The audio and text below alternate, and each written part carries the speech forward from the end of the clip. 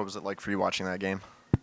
I mean, ups and downs for sure, like anybody watching it. But it was a ton of fun, obviously, to come out on the side that we came out on after being down 3-0, and you almost felt like the season was coming to an end for our guys to battle back and keep grinding. I think was huge for us. Tarik, what was it like to see Riley's home run? I mean, obviously he grounded out in the 4th inning, and there was some boos, and then the 6th inning comes around, and there's a ton of cheers. What was it like to see him come through in that moment? Yeah, I mean, I saw the swing, heard it. I thought the ball went to left center, and then I had enough time to figure out where the ball was, and that was way back. So, big swing. I mean, that's the guy he is. At any given point, he can run the ball out of the yard, and he's done that all year long for us. What do you see when Troy Melton takes the mound? It feels like he's like a sneaky assassin out there that has just risen through the ranks lately. Yeah, I think I see what I have the pleasure of going to work with him every single day. So that none of that is surprising to me. It doesn't seem like the moment gets too big for him.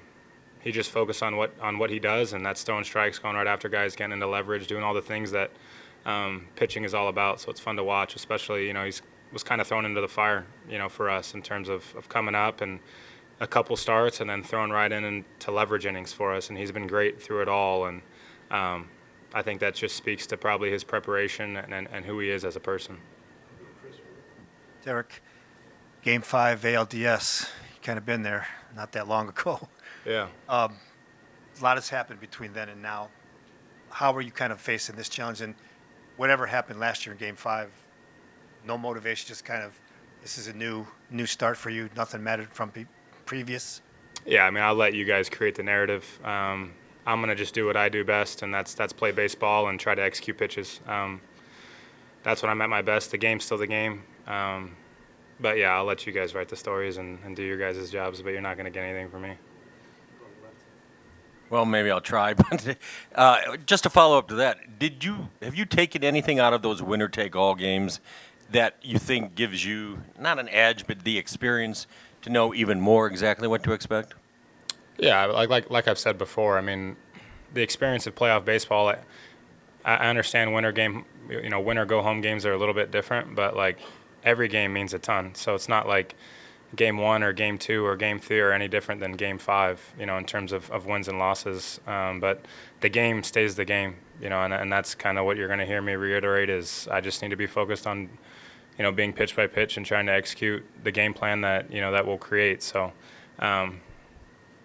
that's all I got for you. I remember you told us after the game Sunday in Seattle that, once the plane landed back in Detroit, you were going to go to the park and begin your routine for your next start. Even then, did you have this in your mind, even as a strong possibility, just to start preparing for a Game 5? Yeah, I mean, that's where I was at mentally. Obviously, I would have loved to win the last 2 games and be going to, celebrating right now and popping bottles, but that's just not in the cards, and that's okay. But, yeah, I mean, I flew back, got back to work. My routine has stayed the same. Just a little bit long travel day there, but it's all right. We'll be ready to go on Friday. I know we've talked a lot about this with Cleveland, but now with Seattle facing the same team in the same stadium just a few days afterwards, I imagine there aren't a whole lot of secrets. And, I mean, the game plans on both sides are going to be well studied, I suppose, over the last week or so. Yeah, I mean, this is what competition's all about.